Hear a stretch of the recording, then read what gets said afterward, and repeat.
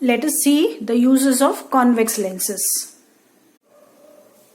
A convex lens is used in a simple microscope. A simple microscope is also known as a magnifying glass. You can see in the image, the magnifying glass is a simple microscope. The principle behind the working of simple microscope is that when an object is kept within the focus of a convex lens, a virtual, erect and magnified image of the object is obtained at the least distance of distinct vision from the eye held close to the lens. So this is a convex lens and the object is kept within the focus of the convex lens. So when the object is kept within the focus, this is the image form. And see the nature of the image.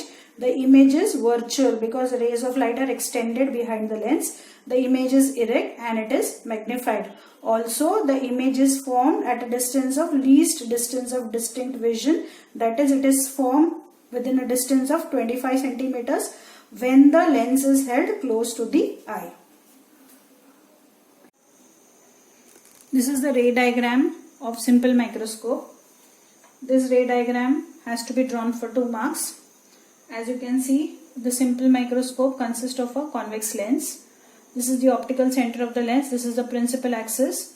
We have taken a distance f1 which is called as the focal length. So this f1 is called as the principal focus and we have shown a principal focus on the other side also. The small object which has to be magnified has to be kept between the principal focus and the optical center. That is, the object has to be kept within the focal length of the convex lens. Now suppose the object is here, suppose if I say that this point is A and this point is B. So a ray of light starts from point A and this ray of light is parallel to the principal axis. So by rule, the ray of light passes through the focus f2 of the lens. Another ray of light starts from point A and it passes through the optical center of the lens. Now you can see that both the rays are diverging. But if you produce these rays backward,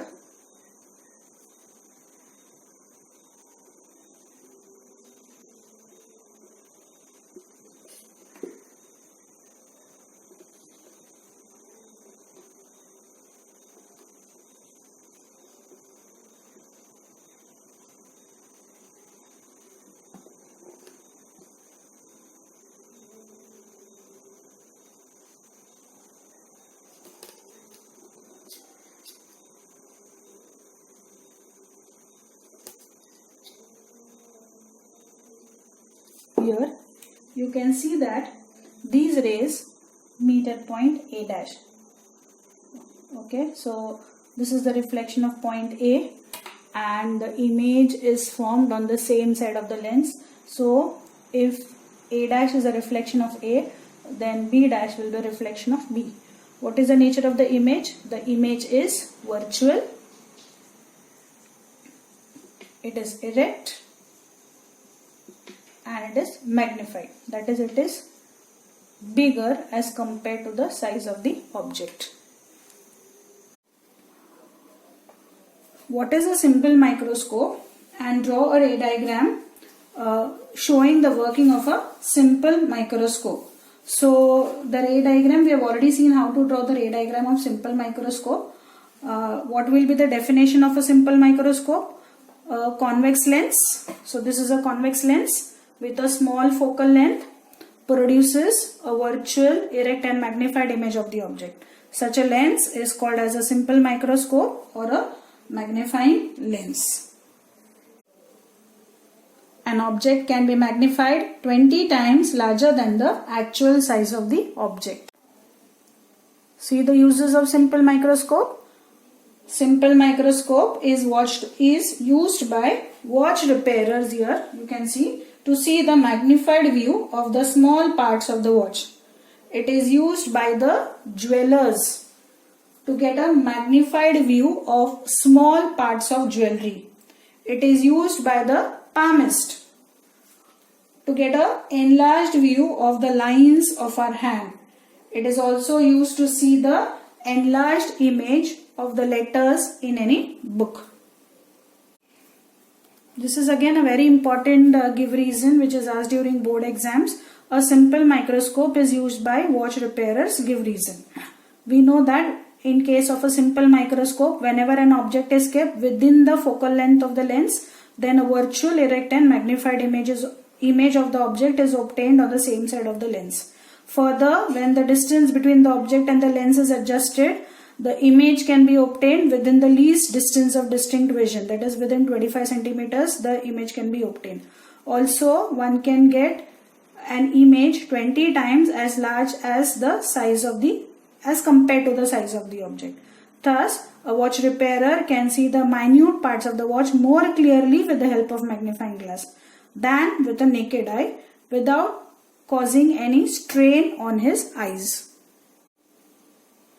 Convex lenses are used in compound microscope. The term compound in compound microscope refers to a microscope which has more than one lens. So a compound microscope is an optical instrument which consists of two convex lenses which have got short focal length, and these convex lenses can be used for observing highly magnified images of tiny objects. This is a compound microscope. A compound microscope consists of two lenses, two convex lenses, the objective lens and the eyepiece lens. The objective lens is the lens which is close to the object, whereas the lens which is towards the eye, this lens which is towards the eye is called as the eyepiece. Both the lenses have a short focal length, but the focal length of the eyepiece is slightly greater than the focal length of the objective. Now you can see that the object is kept a little beyond the focus of the objective, and when the object is kept a little beyond the focus of the objective, see the nature of the image. The image is virtual, inverted and magnified. So the principle of compound microscope is when an object is kept just beyond the focus of the objective lens, then a virtual, erect and magnified image of the object is formed at a least distance of distinct vision from the eye, which is held close to the eyepiece. Let us see the construction of a compound microscope. A compound microscope consists of two lenses, the objective and the eyepiece. This is the objective lens. This objective lens has a smaller focal length. So this is the focal length FO. I am writing as FO. Small focal length, so FO. Okay, and also you will find that this objective lens has a small cross-sectional area. Now what is a cross-sectional area? This is called as a cross-sectional area. This part you can take, this part you can take, any part you can take. So that becomes a cross-sectional area.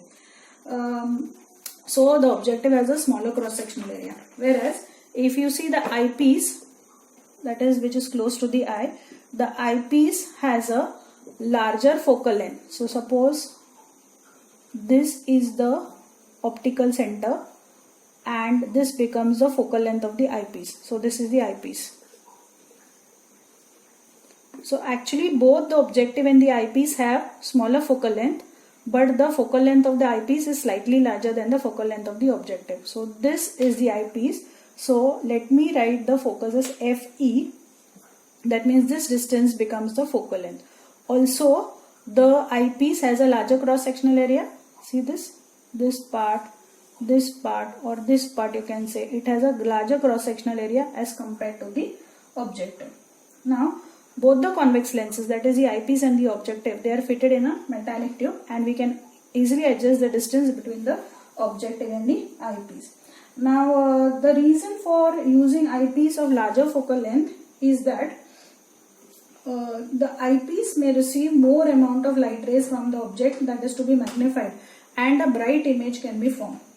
Now we can get a higher magnification by combining with a combined effect of two lenses. That is, you can change the magnification of the objective and the magnification of the eyepiece, or the magnifying power of the objective and the eyepiece, and when you multiply both the magnifying power of the eyepiece and the objective, you can get a greater magnification by using a combination of two lenses. Now you will find that the magnification takes place in two stages. The object which has to be seen is kept slightly beyond the focus of the objective lens. So This is the object. Let me name it as AB. It is kept beyond FO. The ray of light is parallel to the principal axis and it passes through the focus FO of the objective lens. Another ray of light passes through the optical center of the objective lens and the image of the object will be formed. Suppose the image is A dash B dash. Now what will happen is, this image A dash B dash will act like an object for the eyepiece. So now the ray of light will be parallel to the principal axis and it will pass through the focus FE of the eyepiece lens. Another ray of light will pass through the optical center this way. Now are the rays of light meeting anywhere? No. That means the rays of light have to be extended. So when the rays of light are extended,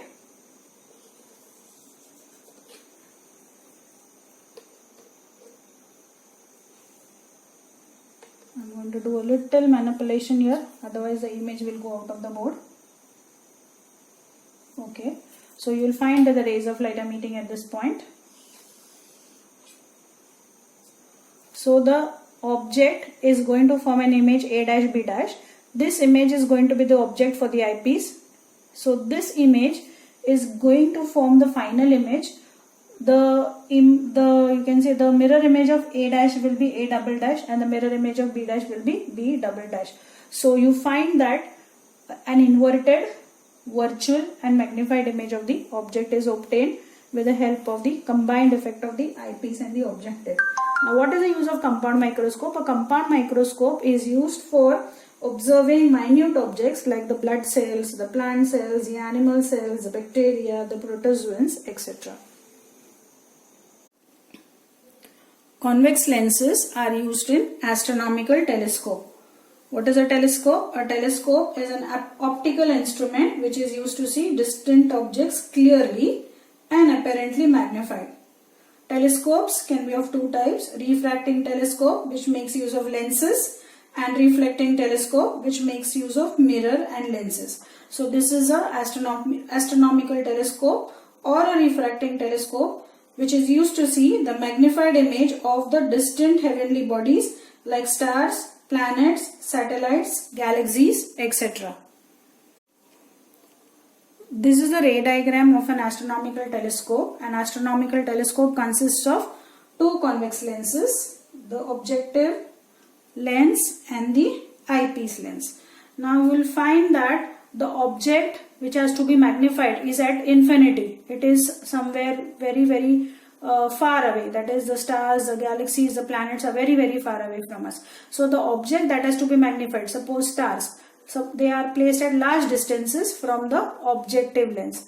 Then the image which will be formed, the final image will be formed. Here it is not seen, but when these rays are extended from the rays of light which are coming from infinity, then a virtual, inverted and a magnified image of the object will be formed at a least distance of distinct vision from the eye, which is held close to the eyepiece.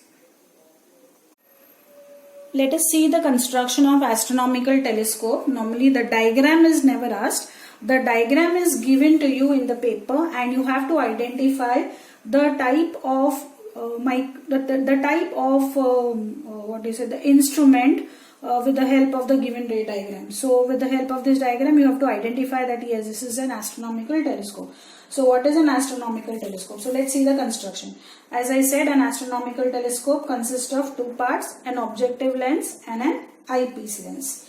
The aperture of the objective lens is larger as compared to the eyepiece lens. See here, aperture means here you can see the height. This forms the distance from here to here. That is the height of the convex lens gives you the aperture of the lens. So you find that this distance is larger as compared to the eyepiece. That means the aperture of the objective lens is greater than the aperture of the eyepiece lens. Now both the lenses, that is the objective lens and the eyepiece lenses, are kept or they are fitted in a metallic tube such that we can adjust the distance between both the lenses. You will find that the principal axis of both the lenses is along a same straight line. See, the objective and the eyepiece are along a same straight line. We can obtain different magnifications by using the same objective. We cannot change the objective lens, but we can definitely change the eyepiece lens. So by changing the eyepiece lens and keeping the objective lens fixed, different magnifications can be obtained. The image which is formed by an object can act, see this is one lens, so this objective is going to form one image, and the image which is formed by the first lens will act as an object for the second lens. The final image that will be formed will be inverted, virtual and highly magnified. Now the image is inverted always with respect to the object, but it does not matter. Why? Because we know that most of the heavenly bodies are usually spherical in shape. So whether the final image is inverted or erect, it does not matter. But we know that the final image is an inverted image. But since the object, or you can say the celestial body is spherical in shape, it does not matter that the image is inverted. So it will appear as it is to us in the image. Convex lenses are also used in camera, projector, spectrograph, etc. Apparent size of the object. Apparent size, also known as the angular size, is an angle measure which describes the size of the object from a given point of view. For example, here you can see there is a hiker, and from the hiker's point of view, the apparent size of the mountain is 9 degrees if he is away from the mountain. Now, unlike the other units of size like meter, kilometer, miles, etc., apparent size is not going to measure the actual height of the mountain here, nor it is going to tell us how tall the mountain is. So we are not going to get the height of any object here with the help of apparent size. Apparent size, as you can see, is an angular measure. So the angle will change depending upon the distance of the object from the observer. So if the observer goes a little closer to the mountain, he will find that the mountain now appears to be a little taller than when he was away from it. Why? Because the angular measure for the hiker has now changed. Since the hiker is closer to the mountain, now the angular measure is equal to 30 degree. So since the angular measure has increased, the size of the mountain, or you can say the height of the mountain, has also increased. Persistence of vision. Persistence of vision is an optical illusion. It takes place when pictures are in motion, and this happens when human brain perceives more than 2 images that are formed on a retina within a time period of 1/16th of a second. We know that we can see an object because our eye lens creates an image of that object on the retina, right? The image will remain on the retina as long as the object is in front of us, and when the object is taken away, the image disappears. But this disappearance of the image from the retina is not instantaneous. The image will remain imprinted on the retina for 1/16th of a second even if the object is taken away from the normal eye. And we continue to see the image of that object for 1/16th of a second after the removal of the object. And this sensation which you can say persists on the retina for a while is called as persistence of vision. How do we perceive different colors? The retina of the eye is made up of light sensitive cells, and we have already studied in the structure of the eye that these two light sensitive cells are the rod shaped cells and the cone shaped cells. So these are the rod shaped cells and these are the cone shaped cells. These are the rod shaped cells and these are the cone shaped cells. Now the rod shaped cells, they always show response to the intensity of light. So the rod shaped cells, they give us an idea about the brightness and dimness of the object to the brain. But the cone shaped cells respond to different colors. The cone cells are of 3 types: which respond to the red color, green color and the blue light. Other colors are detected by simultaneous stimulation of more than one type of cone cells. So, the brain processes all the information that is received and we can see the actual image of the object. Rod cells, since they respond to the intensity of light, they can respond to dim light also. But conical cells cannot respond in dim light. Therefore, we can perceive colors only in bright light.